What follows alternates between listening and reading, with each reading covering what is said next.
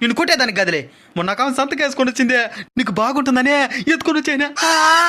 నీ చివరి కోరిక ఏదైనా ఉంటే చెప్పినైనా తీరుస్తానా. నా మనవరాలు పెళ్లి చూసి చచ్చిపోతానైనా. నా కూతురికి 14 సంవత్సరాలే, ఇప్పుడే అట్టు పెళ్లి చేస్తావో? మా కాలంలో 12-14 ఏళ్ళకే పెళ్లి చేసుకుని పిల్లకాయలు కన్నాం. అందుకే మా అమ్మ మా చిన్నప్పుడే చనిపోయింది.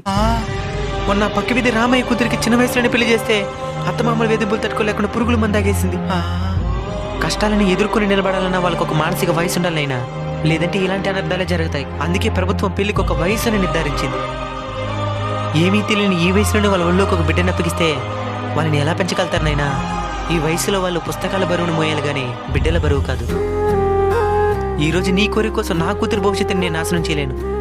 నా కూతురు నేను బాగా చదివిస్తాను. తను బాగా చదివి తన కాళ్ళ మీద తను నిలబడిన తర్వాత పెళ్లి చేస్తాను. నాయనా, బాల్య వివాహాలు చట్టరీత్యా నేరమని ప్రభుత్వాలు చెప్పడం కాదు, మార్పు మనలో రావాలి. ఇలాంటి చట్టాలున్నది మన బిడ్డల బంగారు భవిష్యత్తు కోసమే.